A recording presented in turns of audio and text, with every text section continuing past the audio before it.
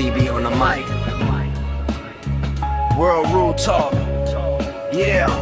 CB break it down, yeah, the host with the vision. From the classics to the new, every film get precision. Obscure reels hitting gems, yeah, we dig in the vault. Every frame get examined, every angle we talk. From the old school grain to the high def shine. Indie flicks to the hits, yeah, we cover all time. If it's cinema gold, then you know we gon' say, hit subscribe, tap in, let the critics all play. Yeah, film talk strong, never fading away. World Rule Talk forever and a day longer.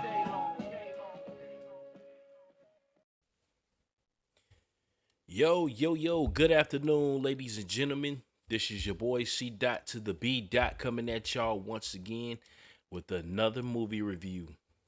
So, as we continue the month of April, aka April Fools, we're going to be talking about another comedy film.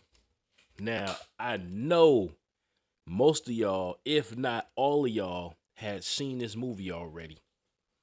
It stars Arnold Schwarzenegger, and it's one of the funniest movies that I've seen him in, and that movie is Kindergarten Cop. So, raise your hand, even though I can't see you, but raise your hand if you remember this film. So, I remember watching this for the first time, not too long ago, actually. This is one of those movies where I was actually, looking for, because I decided to stop by FYE in the mall to see if I could find it, and I couldn't. So eventually, I had to order it. Now, this is the crazy part about this, right? So I got the movie on DVD. I ordered it off Walmart.com, I believe. I don't remember where I got it from, but I believe I got it from there. So not long after I ordered it, I went to Walmart, because every time, we go to Walmart, I usually stop by, in the movie section and in the gaming section and all that to check out the new releases and everything like that. But I seen 3 copies of this film. I was like, son of a bitch. But it's all good. I got it. That's what mattered. But anyway, the movie basically, the plot is basically about Arnold Schwarzenegger's character. His name is John Kimble. And he goes undercover to become a kindergarten teacher. Now, originally, it was supposed to be his partner doing that, but she got sick on the way there. I think she had ate something bad or something like that, and then she started throwing up everywhere, and she couldn't do the job, so he took over. And at first, when he got there, the principal, was basically side-eyeing him the whole time, because she just did. I guess she didn't like him, you know what I'm saying? His demeanor or whatever. It was supposed, because she knew it was supposed to be a female. But anyway, the highlight of this movie is when he first got there, right? It was with the kids, man. The kids were some of the funniest moments of the film, because you had one kid in the classroom who was obsessed with human anatomy. He kept saying boys had a penis, girls have a vagina. That, I don't know, that shit was funny. And that's the same kid that played in Pet Sematary as Gage, the baby, the year before. You know what I'm saying?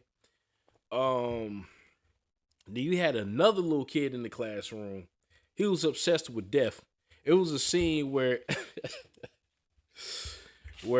John Kimble, you know what I'm saying? He was complaining that he had a headache, and the kid stood up and said, "It's probably a tumor." And he like, "It is not a tumor."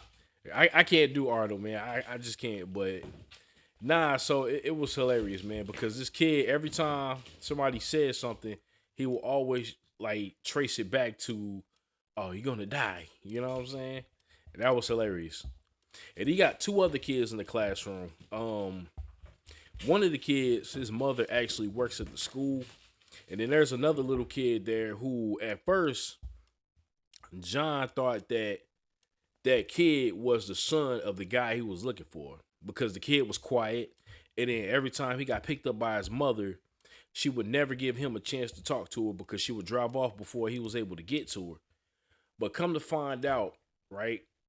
The little kid was actually just being abused by his father, which, is equally messed up. So there's a scene where, he was finally able to talk to his mother. And his mother told, basically told him everything. And he told her the next time he comes to school with bruises, he was going to press charges himself.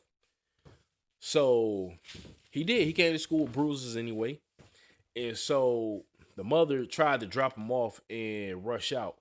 And I'm going to stop right here for a second because, side note, if you are a mother, right, and I know it might be a little difficult, but if you are a mother and your child is being abused by the father or vice versa, you know what I'm saying, and you choose not to do anything about the situation, to me, I'm not going to say you a piece of shit, but I don't really have too much respect for you.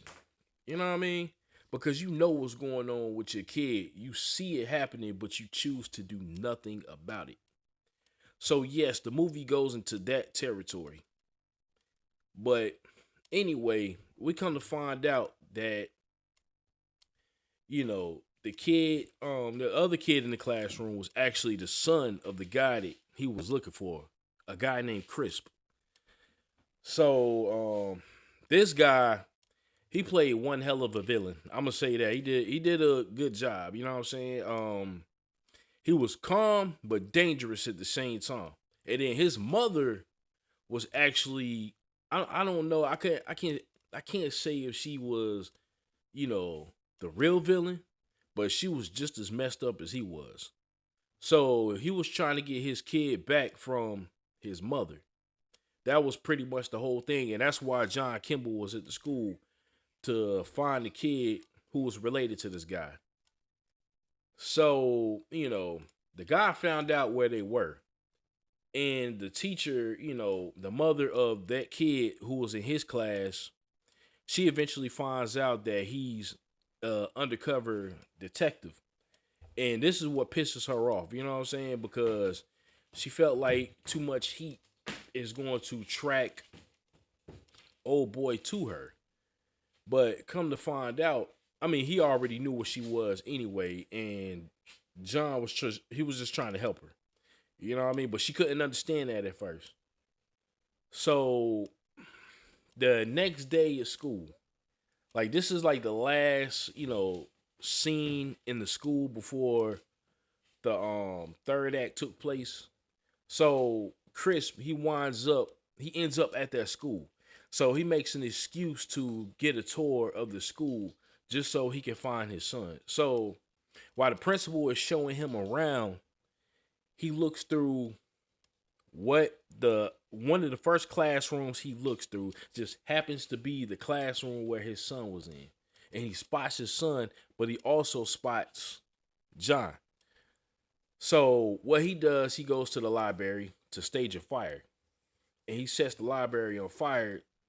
And then, the fire alarm goes off and they get all the kids out of school. But then, Dominic, which is the kid's name, he goes missing. So we find out that Chris took him and tried to escape from the school with him. But then he's cornered by John. And so now it's a standoff. You know what I mean? And the mother, she shows up too, the other teacher. And so the ferret in the beginning where where John brings the ferret to the classroom saying that's the new classroom pet played a vital part at the end because he told the kids that the ferret doesn't bite. But then we see the ferret crawling out of Dominic's shirt up onto Crisp's neck. You know what I'm saying? And he bit him in the neck, saving the kid's life. So, Dominic, runs away towards John, and John shoots the ever-loving crap out of Crisp. But then, things aren't over yet. So, out of nowhere, the mother shows up, and she shoots John. Because John got shot by Crisp, and then he gets shot again by the mother.